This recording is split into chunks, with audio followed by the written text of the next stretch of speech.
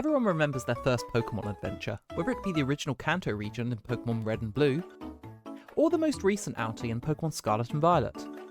But what if I told you there was a game which combined the nostalgic old-school pixel vibes of the handheld games with the updated mechanics of the modern-day Pokemon, sprinkled with the quality of life changes to satisfy every budding trainer's needs, all wrapped in a perfectly delivered package?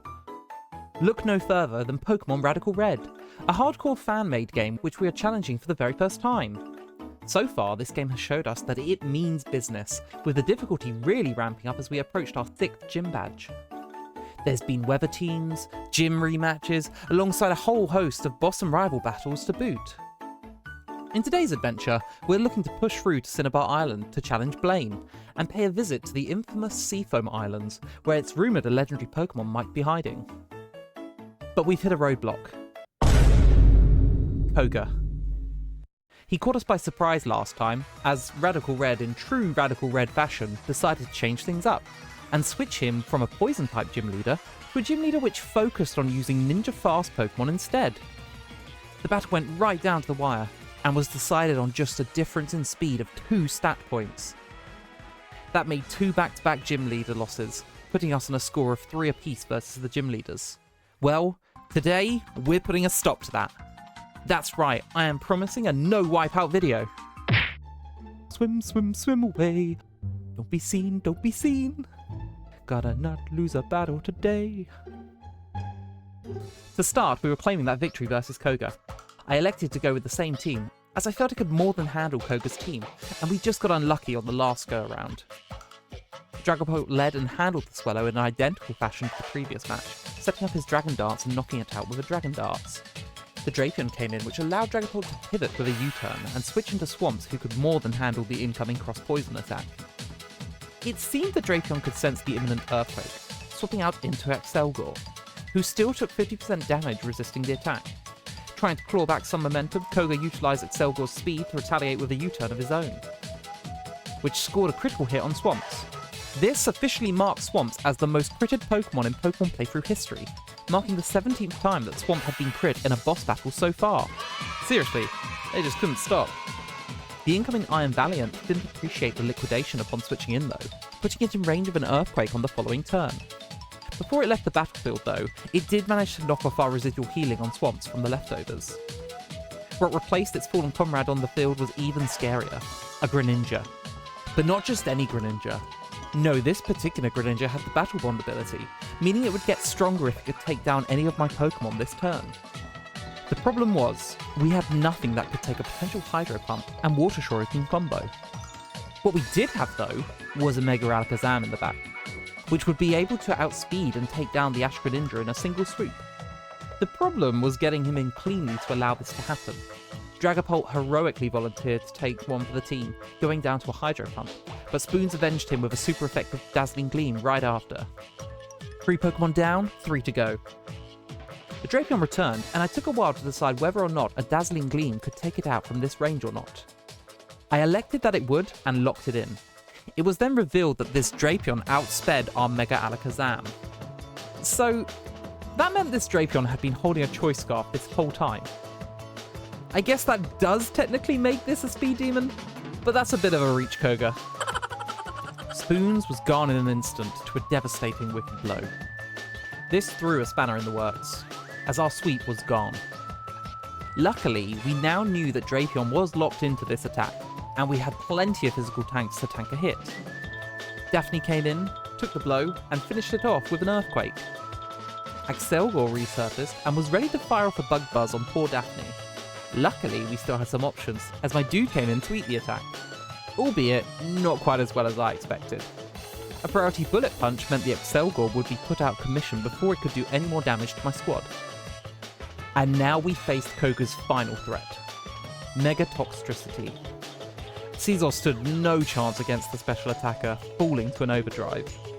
Daphne came in to then resist both of its stab moves, with Toxtricity being a poison electric type Pokemon, but was taken down by a Hidden Power Ice instead. Now we were between a rock and a hard place. This menace was faster than all of my Pokemon, and had excellent coverage to hit everything. Swamp stepped in trying to take a handle of things, but was taken down by a powerful Boom Burst attack. And so, we were left with that fateful rematch. MVP was our last mon standing, and was itching to get some revenge against its poison-type nemesis. We knew Toxtricity outsped Gengar by 2 points from that last battle, but last time, MVP had also suffered some damage before their encounter. This time, MVP was at full health. The question now was, would MVP take a hit? An overdrive surged towards MVP, connecting, causing the very ground to shake. Nobody could see what happened, as the lightning darted around the arena. As the flashes settled, a shadowy figure could be seen, still standing tall in the blinding light. MVP had done it! He fired off a psychic attack, bolstered by the wise glasses that he held, to strike at Toxtricity's core, and Toxtricity went down! Koga had been bested on the second attempt. Koga rewarded us with a Sludge Bomb TM, a key prize for MVP as it happens, and was also impressed by our speedy Dragapult, giving us a Toxtricitite. Well, that's not easy to say. Toxtricitite? Yeah, that. And also a Life Orb to really help boost our firepower. With the Soul Badge in our possession, we'd finally be able to make use of the Surf HM we had picked up earlier in the Safari Zone and make our way towards Cinnabar Island. However, before that, something had dawned on me. There was something that we urgently needed to do first. We needed to give Dragapult a nickname. As we had acquired him from the game corner, we never got prompted to change it, and it had taken me until that battle with Koga to actually realise this. And so, everyone give a warm welcome to... Slingshot! With that important business settled, it was time to set sail on the open seas, as we headed south from Fuchsia City into the Great Blue yonder. There were a plethora of trainers in the water here, sporting a variety of different water-typed monsters as you would expect. Fortunately, we had plenty of coverage to handle them, with Warrior and Rose able to tank the majority of their attacks, and dish it back out in equal measure, meaning we were able to progress through the route relatively unscathed, until finally, we had made it to the infamous Seafoam Islands. As we approached the entrance to the islands, I spotted a familiar figure looming by the entrance.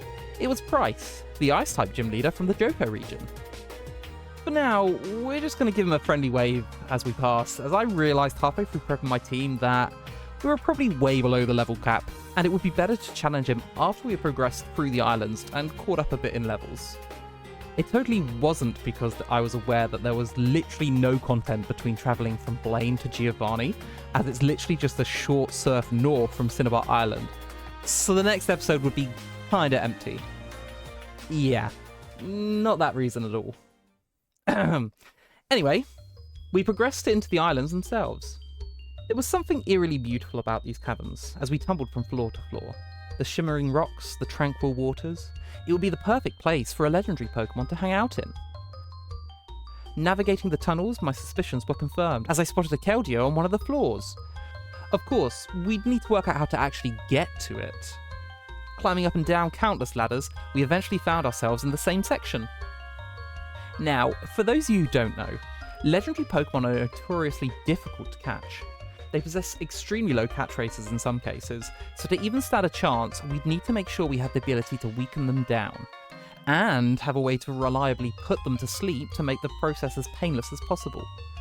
Thankfully, I had Forest, who had access to Sleep Powder to do this, and also the move Full Swipe on my dude, which would always leave the opposing Pokemon with 1 HP. There is a slight problem with this strategy though. Legendary Pokemon are pretty strong, and hit kinda hard, so the longer the battle goes on, the more likely we are to white out. And this wasn't even the worst part. There was also the issue with the amount of moves available to the legendary Pokemon as well. Once a Pokemon has used all of its available PP on the moves it knows, it will be forced to use the move Struggle. This move causes significant recoil damage on the user, meaning that if we ever got to that stage, the legendary Pokemon would be likely to take itself out and faint. I'm going to add a couple of counters to this segment. Pay them no attention as we prepare a little montage that is in no way meant to highlight the pain and suffering of any content creators in the making of this video.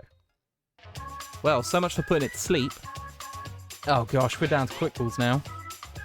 Nope, nope, nope, nope, nope, nope, nope, nope, nope, nope, nope, and dead.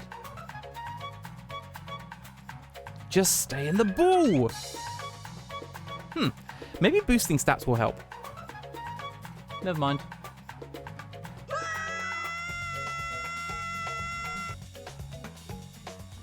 Yes, finally!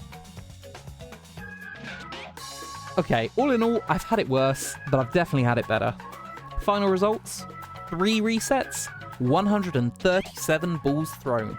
As Mario would say, wowie zowie. With that ordeal behind us, we needed to try and find a way out of the caverns. After a while, I felt we were going around in circles, so decided it was probably time for us to start solving some of these mysteries. There were plenty of boulders around, and the game was making it pretty obvious we needed to shift them around into the holes, like the original versions of the game. For some reason though, the game wasn't letting me move them. I was perplexed.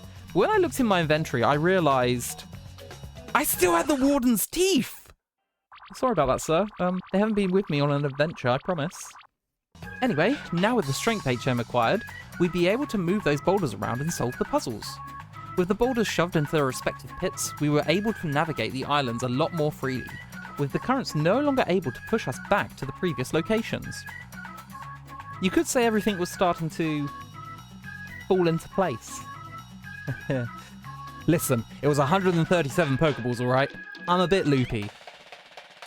As we moved around the final boulders, it was beginning to feel like the exit was drawing near at last.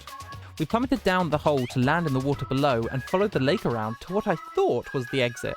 But, oh goodness, no, not again.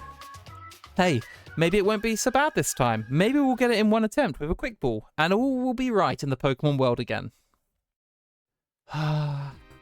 Alright, let's do this. While we watch the many attempts of trying to capture Articuno, this gives me the perfect opportunity to say a thank you to everyone who has supported the series so far. It's been such great fun to make, and I can't recommend trying out this game for yourselves enough. If you have made it this far into the video and you are enjoying yourself, consider hitting that subscribe button. I'd really appreciate it, and it does really help me out. Thank you.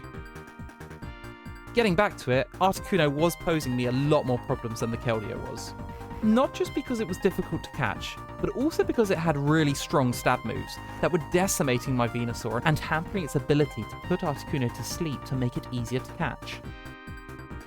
We kept trying though, and finally, after the 6th reset, we got lucky and caught it in a Pokeball. With Articuno successfully caught, it was time for us to push on to finding that exit. A little more wandering, and we had managed to stumble upon the ladder which led us to the exit at last. As we emerged from Seafoam, there was a distinctive scent in the air, the burning cinders of what could only be one thing, the volcano of Cinnabar Island. We proceeded to go west, setting sail once again and shaking off the trainers who blocked our path, until we made it all the way to Cinnabar. Upon reaching the island, the first task at hand was to replenish our stock of Pokeballs, seeing as we had all but expended it from the previous encounters, before heading to the famous Cinnabar Island Pokemon Lab. We spoke to the desk clerk, who offered us some helpful items for purchase, before spying who could only be Johto's Steel-type gym leader, Jasmine. She was talking away to herself when we approached, implying that she might be the first gym leader to have a potential of 2 different Mega Pokemon to face up against. Again, I decided it would be better to wait before leaping into battle here, as we still had room to strengthen our team to the current level cap. And everyone on the island seemed to be talking about this mysterious Pokemon mansion. The Cinnabar gym was locked as well, meaning we only had one likely choice to progress in our adventure. As I approached the stately manor, we bumped into a new face that I'm sure many of us will recognise. It was May, our rival from the Hoenn region back in the day. Seems she was just as lively as her Brendan counterpart, challenging us to a battle right there and then. I confess, I was not prepared for this battle, with my team still knowing moves used to capture those legendary Pokemon. My dude handled the Soul Rock with relative ease, pouncing on it before following up with a swift bullet punch on the following turn. Unfortunately, she went down to an overheat from the inbound Manectric, but this could be used to our advantage. See, the overheat lowered the opposing Manectric special attack by 2 stages, meaning we could send in Slingshot and start setting up on it.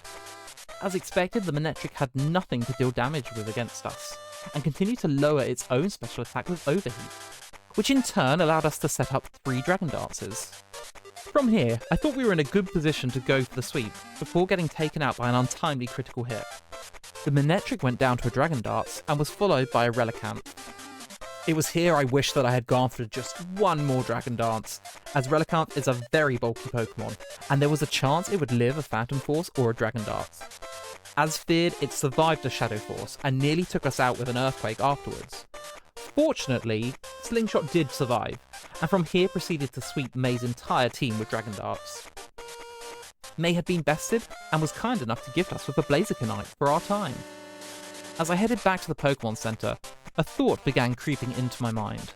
Over the course of our journey, we had spotted quite a few routes which had been blocked off to us previously, requiring us to use HM moves like Rock Smash, Strength, and Surf. We now had access to all three of these. I stood motionless in the Pokemon Center, as I had reached an impasse. Should I continue with my adventure into the Pokemon Mansion that everyone seems to be talking about? Or should I go back and visit pastures of old in the hope of tracking down more legendary Pokemon? Well, we're already down the rabbit hole, what's a little more pain, right? Heading north from Cinnabar, I began my journey towards Viridian Forest, where I distinctly remembered a path being blocked by Rock Smash.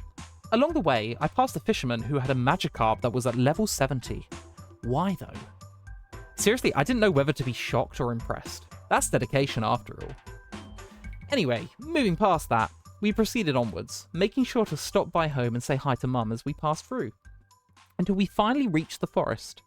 We speeded through the twists and turns until we reached the clearing with the Rock Smash rocks. We picked up a few useful items before stumbling upon the forest's legendary Pokemon, Virizion.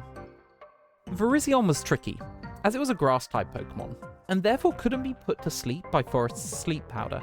Instead, we'd have to rely on VGC's ability to paralyze it with Thunder Wave, and hope it would be enough to bring the catch rate up. Eventually, the Virizion yielded and joined our ranks. The next step on our legendary Pokemon extravaganza was Mount Moon. I popped into the Pokemon Center before entering the mountain, and wanted to see how business was going for our Magikarp trading friend. It seemed business was either going really well, or really, really badly, as he saw fit to charge us 75,000 Pokedollars for a second Magikarp. I refused, but then was overtaken by a wave of emotion at the thought of my little Magikarp having a new best friend of his own that he could splash around in all the puddles with. You're a shrewd businessman, sir. I regret nothing. Turns out, I was the one who had the last laugh, as this Magikarp was actually a shiny Pokemon. Our first shiny Pokemon. And the best part? We didn't have to use a single Pokeball to get it. Bargain successfully acquired, we proceeded into the mountain, and searched until we had found an area needing us to use Rock Smash again. This time, the path led us to another member of the Swords of Justice, Cobalion. Now, Cobalion is probably my least favourite of the four members. However, on this occasion, as we only needed to throw a total of 19 Pokeballs in order to capture it, it's kind of alright. Yeah, 19. We're taking that as a win here. Keeping the momentum going, we headed over to Cerulean City and made our way east towards Rock Tunnel. Before going into the tunnel though, we took a slight detour and surfed to one of my favourite dungeons in the original games, the Power Plant. The reason I say it's my favourite is not so much because it is the home of my favourite legendary bird, Zapdos, but more because I think it is the dungeon that most highlights the desire to explore in video games. There's probably a sizable chunk of Pokemon Red and Blue players who may not have ever actually seen this dungeon. The Power Plant lies completely out of the way, in an area that the player is likely not going to visit frequently during a casual playthrough. When a player passes it, it requires them to think outside the box and invokes a bit of curiosity. On the approach to the rock tunnel, there is a small strip of water, and I remember thinking as a younger Pokemon trainer, I wonder if there is anything if I were to surf down there. I still remember my sense of wonder as this enormous building appeared before my eyes, and my curiosity was rewarded with this cool futuristic setting.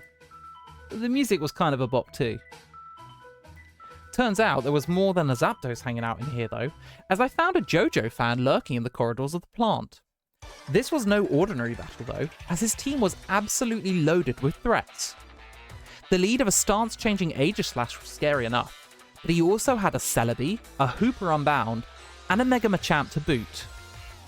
The team handled the majority of these threats without too much hassle, but that Mega Machamp, that was something else. It had been given what I thought was the Parental Bond ability, which by this point we know produces a follow-up attack at 25% power.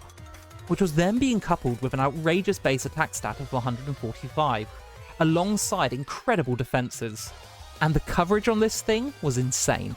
Power Up Punch to make it stronger, Drain Punch to heal off any damage it was taking, Ice Punch to hit super effectively against flying types amongst others, and then Bullet Punch for that priority finish. We got swept by this behemoth. That was the no more wipeouts straight out the window.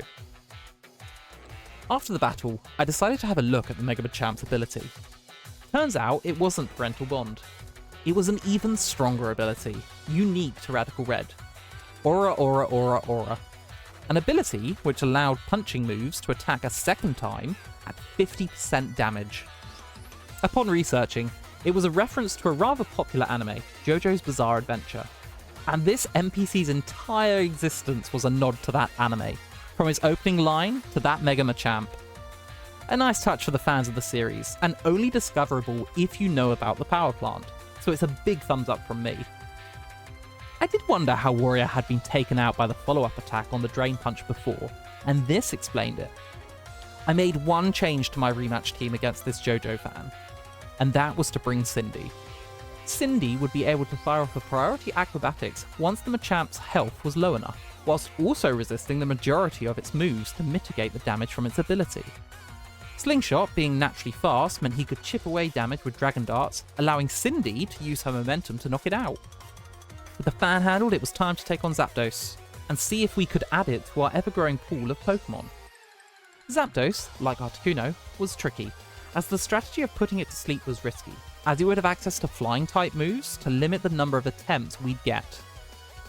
However, to my surprise, this was an even easier catch than Cobalion.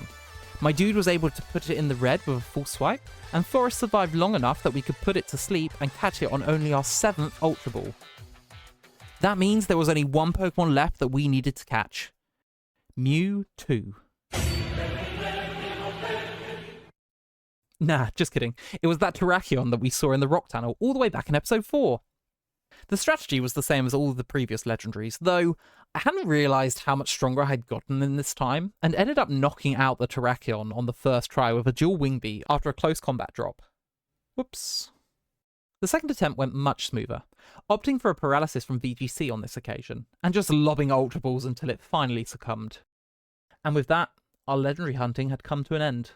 We'd managed to catch some strong Pokemon from our exploring the Kanto region, which I'm sure would provide us with some fantastic options in the later stages of the game should we need them.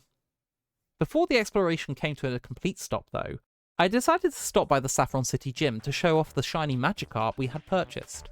This led to Sabrina rewarding us with a Gardevoirite, along with a shiny charm, which would provide us with a greater chance to encounter shiny Pokemon going forward. I also passed a nurse in Fuchsia City, who provided us with a medicine we could use to cure the sick gloom that Erica had told us about. I immediately travelled to Celadon City to deliver the medicine and save the Pokemon in need. This led to Erica now being ready to challenge us to a rematch, hopefully not using that gloom that had just recovered from the illness. So we prepared a team and a strategy to handle whatever she was about to throw at us. Thankfully, at this point, we had an incredibly diverse selection of Pokemon to choose from, strengthened even further from reviving an old amber fossil to obtain a Mega Aerodactyl. It would be perfect for this encounter. Being a rock-flying type Pokemon with incredible speed and highly respectable attack stats, it would have a significant type advantage over Erica's grass types. Rose once again brought some weather control, hoping to put a dampener on any chlorophyll user's day. A few adjustments elsewhere and the team was ready for battle. I felt confident we had this going in, but Radical Red never makes it that easy. The battle exploded into action, with Erica leading with a Tsarina, a strong attacking Pokemon. A furious exchange of blows saw Rose take the Tsarina down to a Focus Sash, striking with such lethal potency that the opponent was left poisoned as well. However, it revealed a triple Axle in response, a triple hitting Ice-type move that got stronger with every hit. Both Pokemon fainted, turn 1, and really set the tone for the battle ahead. I went into Aerodactyl, knowing there was a good chance to threaten whatever Erica would send in, and she went into a Blossom. I'll be honest, I was extremely confused here. Terrified and confused. What did this Blossom have? Why did she pick this? See, the AI is meant to go into the best Pokemon Erica has to counter my Pokemon, so why would she choose a Blossom? Am I about to get swept by some unknown radical red tech? Cautiously, I clicked Dual Wing Beat, and to my relief, it went down. However, was soon replaced with an actual threat, Meowscarada. This Pokemon is the fastest starter Pokemon to be released to date, boasting an impressive base 123 speed stat, and had access to the Protean ability. I also knew it had access to the move Triple Axle as well, and if this Pokemon was Scarfed, we'd be about to lose our Mega Aerodactyl. I cautiously went for another Wing Beat, and we outsped! A Grassy Seed Hawlucha entered the fray, gaining a defense boost thanks to the Grassy Terrain activating its held item. This also triggered the Hawlucha's Unburden ability, which doubles the Pokemon's speed stat after using a held item. At this point, we were 100% getting outsped, and would most likely not be able to one-shot with a dual Wing Beat thanks to that defense boost. But it gets worse. The sensible play here is to preserve Aerodactyl, and switch in a Pokemon which is going to take a potential Rock-type move or strong Fighting-type attack. However, there is a caveat to the way that Radical Red AI works here. If the Hawlucha doesn't see a KO with any of its moves, and it has a move that boosts its attacking power, it will go for that. And thanks to my many years of dabbling with this franchise, I know Hawlucha has access to the moves Bulk Up and Swords Dance. A switch here was not free in the slightest. If this thing increased its attack this turn, and I didn't do any damage to it, it was as good as over. For the third time, I clicked Dual Wing Beat. Swords Dance. Thank goodness we decided to attack. Aerodactyl put Hawlucha in a range, so that whatever happened next, Caesar could come in and revenge KO the Hawlucha with a priority bullet punch to prevent the sweep. Aerodactyl was still a pretty big win con for us at this point, so with Caesar in the back, I knew it was safe to go into another Pokemon. Lancelot came in and heroically tanked a close combat that nobody else in the team could have taken, before succumbing to a second close combat, which all but sealed the Hawlucha's doom. Caesar came in and avenged Lancelot with that priority bullet punch, stopping the sweep in its tracks. Erica wasn't going down without a fight though, sending out a Hisuian Lilligant, which almost completely decimated my dude with a non-boosted close combat. The defense drop though again sealed its fate, with the Lilligant being taken down by a 4 times effective Dual Wing Beat. And so, Erica was down to her last Pokemon, the return of the Mega Venusaur. There was only one Pokemon for the job here. Knowing that Venusaur now learns Earth Power since Generation 8, and it was definitely not going to be going for a Poison or Grass type move on Caesar, Cindy could come in freely. Preparing for the final blow, Cindy gave it everything he had, hurling himself towards the Mega Venusaur, but narrowly missed the Oko. Fortunately, he survived the incoming Sludge Bomb, and was able to take down the Mega Venusaur on the next turn, claiming victory over Erica. While we were still in Celadon, thanks to all the recent winnings we'd received from our adventuring, I decided to pick up a Larvitar from the game corner. A future Tyranitar of our own would be sure to come in useful, especially considering a Fire-type gym was imminent, and Tyranitar had an inbuilt ability which would allow us to change the weather conditions upon switching in during battle. A perfect way to ruin a sunny day. Now, it was finally time for us to get back on track and investigate that mysterious mansion. As I approached the mansion, I remember thinking, boy, it really would have been nice to leave some of that content for the next episode, huh? We entered the mansion and began investigating the wreckage to decipher what had happened here. The halls were home to a few individuals looking to ransack any treasures that might have been left behind, but also contained a best boy who we definitely needed to take along on our adventure.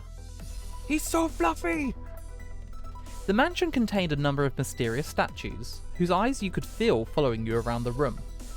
I decided to investigate a little further, and upon approaching them, I found a secret compartment containing a message. Remember to subscribe if you're enjoying that. Who keeps leaving these here? We pressed the secret switch, which revealed new rooms to the mansion. Navigating through the labyrinth and switches, we learned that this was so much more than just a mansion. There had been a secret experiment taking place here, and the creation of a new Pokemon, Mewtwo. Now that's what I call foreshadowing. We also found a Stealth Rock TM. Neat! Eventually, we stumbled upon the gym key, and could skedaddle right out of this creepy place. At long last, we had access to take on the 7th gym, and try to win another gym badge. As we entered the gym, we were blinded by an intense light, as Blaine had clearly set up the gym to bolster his fire-type Pokemon with a permanent sunny environment. We were going to need a carefully crafted plan to work this one out. But first we had some quizzes we needed to solve. Okay, this one's for you guys. Poliwag evolves 3 times. Yes or no? Come on, you guys can do it. I believe in you. I have never been more let down in my entire life. Alright, let's fight. While that's going on, let's discuss some tactics. Blaine is a master of fire-type Pokemon, a type which usually packs some serious firepower. No pun intended. In the modern era of Pokemon, a lot of their weaknesses are often covered by a secondary typing which helps to negate some of the super effective moves that I could bring along to the battle. In addition to this, his Pokemon were going to be being boosted even further by the sun, which increases the strength of fire-type moves by 50% and decreases water-type moves' power by 50%. We'd need a way to deal with that pronto. But we couldn't use Rose this time, as she was just too vulnerable to the fire-type attacks. The final question we needed to consider was who was Blaine's Mega Pokemon going to be? There were plenty of fire-type Megas out there, but I had a hunch we were going to be seeing one in particular. Mega Charizard. Specifically, X.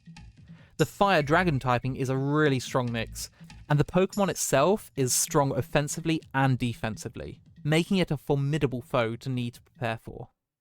With that in mind, I was making sure to bring some Stealth Rocks, just in case we had an opportunity to set them up and considerably weaken it upon entry. The team was crafted with a mix of weather control and entry hazards to hamper whatever strategies Blaine might be about to throw our way. The stage was set, and things were really about to heat up on Cinnabar Island. Gym number 7, let's get into this, shall we? I hope I don't get burnt. I've got a Lumberry on my Tyranitar. I am leading Tyranitar just because I want to get rid of that sun as soon as possible, because if there are a few problems.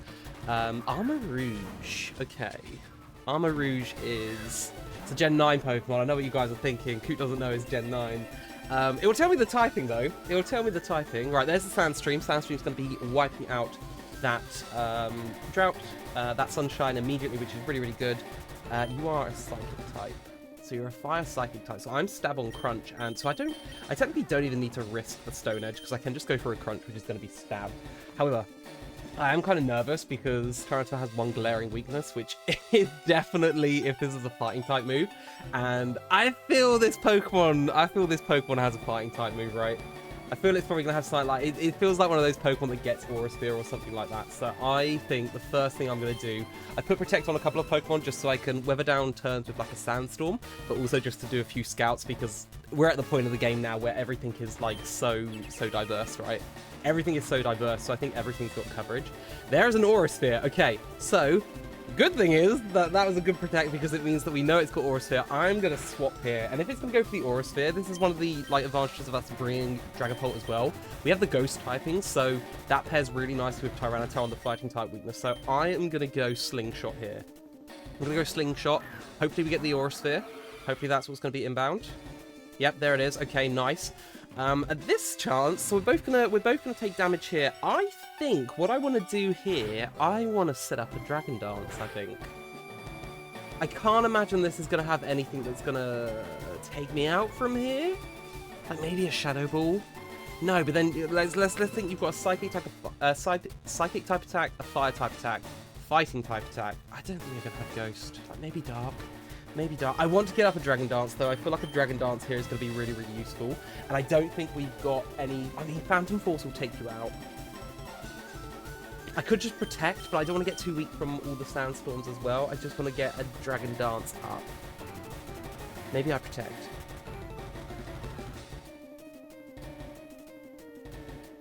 Oh, do I Dragon Dance? Do I Protect? No, I'm gonna Dragon Dance. I'm gonna Dragon Dance. I want to start getting I want to go on the offensive. Guys, we are 2 losses. We are 2 losses in a row. We are not losing this one. We're going Hyper offensive armor cannon. No idea. Sound steel is fire. Okay, it's a fire type. Okay, so we should take this. Hopefully this doesn't burn. Is this an attack that can burn? That's a lot of damage considering we resist as well. Okay, no burn and defense fell and special defense. Oh, is that kind of like close combat then? Is that like a close combat type attack? Okay, I think at this point, because we've got the drop, we should be able to take it down with Dragon Darts. I think Dragon Darts, like, will be able to take this down here. So I'm just going to click Dragon Darts and take it down. This should be this with an attack up and a defense down. Wow, that's still like the fact that one didn't take it down. That's kind of crazy. That's kind of bulky Pokemon. I mean, it looks like an armored knight, right? So that sort of makes sense. Okay, what are we going to do next? Rages. Okay. What have we got? Typhlosion? Okay. Ooh. What are you going to do, Typhlosion? What are you going to do? I might protect here. I want to scout to see what you've got. I'm definitely faster, especially after Dragon Darts. Even if this thing is scarfed, I'm pretty sure that I'm faster. I am going to protect here. I'm going to protect and see what you're going to go for. An eruption. Okay, well, we're faster. Okay, we're faster. Oh, the sound... Okay, the soundstorm ended. I was like, why did we not take any damage? It just ended. I was like, did I just misread that? Okay, so I'm pretty sure that this is Choice Scarfed in that case, because I feel like a Choice Scarfed eruption is going to be really, really strong, which I think, after, especially because we got the speed boost, we should be able to go first. And I think if it's going to go for the eruption, Dragon Darts here is just going to weaken it to the point where it's not going to be able to do anything, right? Yeah, I'm going to go Dragon Darts. It goes first! Okay, I think we're down. Why does that go first? Do you get, like, priority on that? That's crazy. Yeah, we're down. Well, there's no way that we're taking that. Why would that outspeed me? Why would that outspeed me? I actually don't know. That's flabbergasting. Okay, so at this point we're dealing with an erupting... I might get a sandstorm up here, you know. I'm gonna go. I'm gonna go Tyranitar. I'm gonna get the sandstorm going again, once again, because I think that's just gonna be really, really useful. I'm gonna protect to see what it's gonna go for. If it goes for eruption again, the good thing is this is gonna break it from being max power eruption, whatever happens, right? So we're gonna go for the protect. We're gonna go for the protect. Focus blast. Okay, so there is a chance that's gonna miss, but I now do not have a nice switch into this though, right? I do now not have a nice switch into a focus blast. Where shall we... Okay, time for me to see who's most likely to take this. This is gonna be problematic. Okay, so we could go here and get off a Stealth Rocks, actually. Maybe we just go AAA. Did you take damage from the sandstorm, actually? Did you take damage from that sandstorm? You did. Okay, so you're not... you're going to go for a Focus Blast. Let's have a look at our stats. Who's going to be the most likely to take one of these? 157, 165, 165, 142. I'm definitely not going to Aerodactyl, though. Because Aerodactyl, I think, like, the fact that we've got the speed there is going to be really nice. I want to keep him healthy. We could go to Tater Trot. I don't know if you're going to outspeed, though. But you're the fastest Pokemon outside of Dragapult. Why did that eruption go so fast? That's the question. Does it have like something that boosts fire priority or something like that? Is that an ability nowadays? Is that an ability nowadays, kids? I don't know. Let's go. Do you reckon Tater Trot will scare it out? Let's go Tater Trot. Let's go Tater Trot and hope that we get a Focus Blast missed here. We do! Okay, that's awesome. That's actually awesome. Finally, a Focus Blast missed. I tell you guys, I've seen so many Focus Blasts in this playthrough. Not one has missed. So I'm going to take that. That is 70% accurate. They should not have been hitting as much as they have been. Okay, cool. We are at full health. I wonder here, can I get up a substitute? Is it safe for me to get up a substitute? Because it's probably going to go for, it'll either swap if it doesn't see that it's got anything. It might have Thunder Punch, though. That is definitely potential. If it's fast, that's going to be a little bit of a problem, but it shouldn't get the priority. I might substitute here. Withdraws. Okay, perfect sub. That is a perfect sub. We are behind a substitute here. It has got an Executor. Okay, that's not good. That is not good. We do not have anything for this, really. I mean, the good news is if this is Sash, it's going to go out. Okay. I wish I had, like... I've got Calm Mind. I have got Calm Mind. It's going to go for a Giga Drain, right? This Pokemon's going for a Giga Drain right now, of which none of my Pokemon have it, right? None of them have it. I mean, it might have Solar Beam, because if we think this is like a Sunshine team, so maybe it can't go for a Grass move here. Maybe it can't go for a Grass move. Maybe we're fine.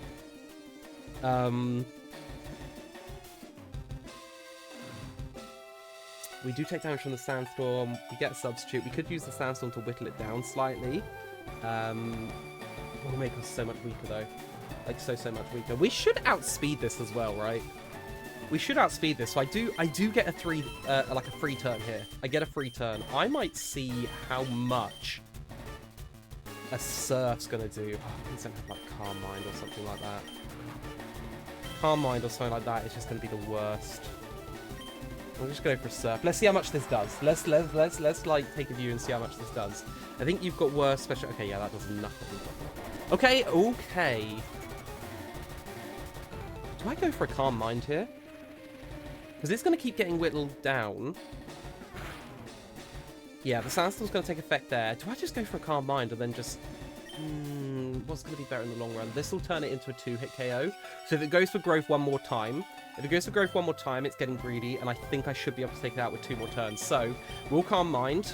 We're going to Calm Mind here. We're going to see what happens. See what it's going to do. It goes for growth. Okay, I think it's... How many turns of Sandstorm do we have? Do we have enough turns? Nope. Okay, we have to hope that we might get a 2-hit KO here. The good thing is this is slow, though, and it doesn't have any priority, so... If we do lose Tater Trot here, Tater Trot is putting in the work behind that substitute. The fact it keeps going for growth is really, really good. Because it obviously is trying to... Okay, yeah, we got this. Psyshock.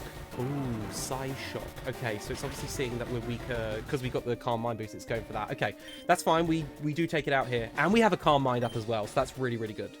So it is now at the point where it's going to be attacking us, so we can deal with that. Yeah,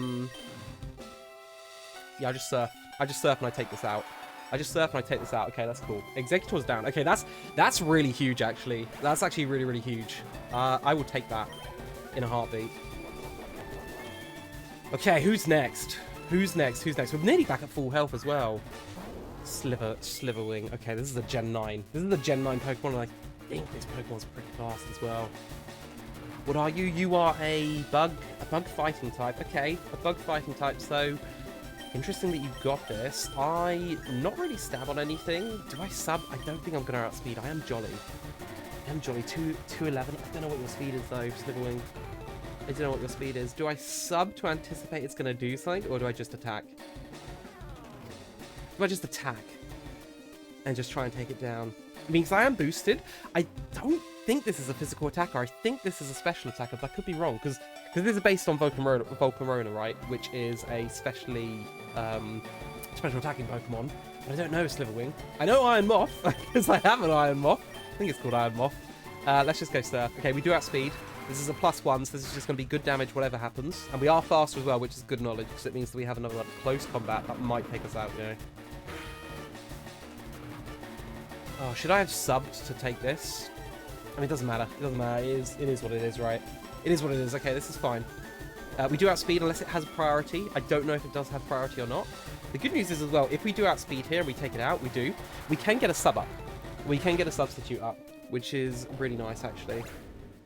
I'm pretty sure we can get a substitute up, right? Because we're going to be... I'm going to have to do some quick maths. I think as long as we've got 62 health, then we should be able to substitute.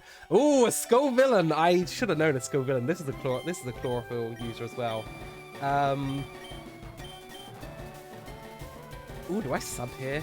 Sub's probably not a good choice, right? Because it's going to go for a grass move. It doesn't have Sap Sip or anything like that, right? I'm pretty sure this will be a chlorophyll one. Maybe I just go Secret Sword. Because this hits on the defense. Let me just check that. I'm pretty sure this hits on the defense.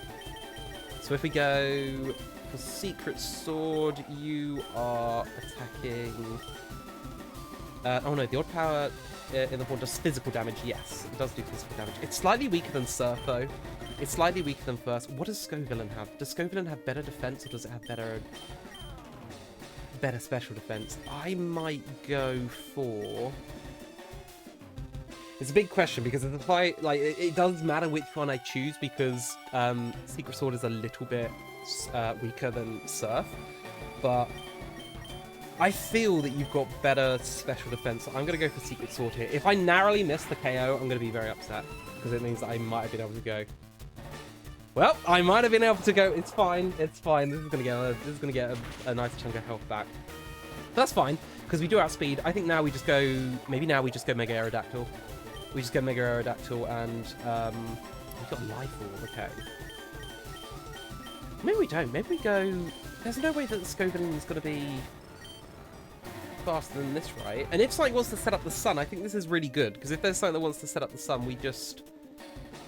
I mean, it is on a grass type. I'm pretty sure we're going to outspeed. If we don't outspeed, this is just me being a terrible, terrible Pokemon player. But I think this is the strategy. I'm going to go for this, right? Just in case, because I feel like something might want to set up the sun, which is part of the reason that I've got AAA as well, because we have that boost in the sunlight, which makes it really, really good. So I'm going to go AAA here. Right, let's go. We should outspeed. 200 base speed. I have gone for timid nature as well. That's going to be resisted. I'm just going to fire off a... getting up a late game stealth rock, but no. Attack what's in front of you. Because I know that there's probably going to be a Charizard, right? Getting a stealth rock is like 50% right off the bat. Which is why I have stealth rock, because I'm so like sure there's going to be a Mega Charizard X, because I just feel like the fire dragon typing is so strong. Right, here's this Typhlosion again. The Typhlosion is really scary. I do have Earth Power, but yeah.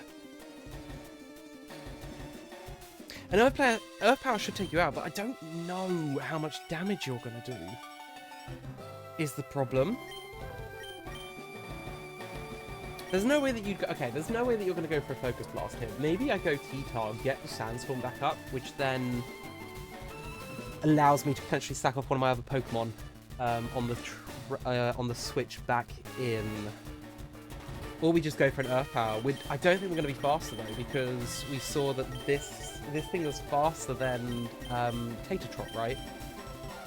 Okay, let's just go for it. Okay, we do. No, okay, there must be something when it's at full health then. It must be something to do with when it's at full health. This should take it down because we are pretty strong on the special attacking side.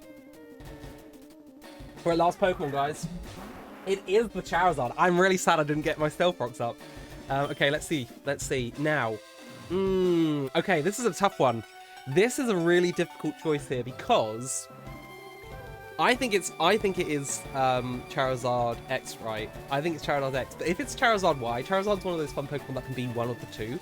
I want to go for Earth Power here, but I'm nervous because if it's Charizard Y, I'm not going to hit it, right? I'm not going to hit it. So maybe I just have faith in who we have in the back, and I just fire off a... Maybe I go Parabolic Charge. I go Parabolic Charge because it's still going to hit. It is still going to hit the Charizard X. It won't be very effective. But if this is Y, this is going to be a stab super effective move, and might potentially one-shot it. Okay, it's Y. Oh, it's Y, which means the sun comes up. So Drought activates, which means we get a Photosynthesis boost, right? Which I think means our special... Oh yeah, if we go first, I think we take this out. Special attack is boosted. We do go first. Okay, this has got to be an Oko. This has got to be, guys. I think this is game. I think this has got to be. Oh, I didn't take... Okay, didn't take it out. Okay. Oh, Dragon Pulse. Okay, it's got Dragon Pulse. That would have been... Okay, that would have been really scary for... Oh, guys, I think we win. I think we win, though. I think this is it. Because we go first, right? And it's not going to have anything priority that's going to take us out. I think that's the game.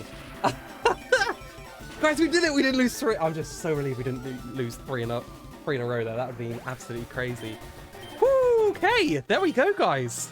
That is Blaine defeated. All right, on to the next one. Let's go.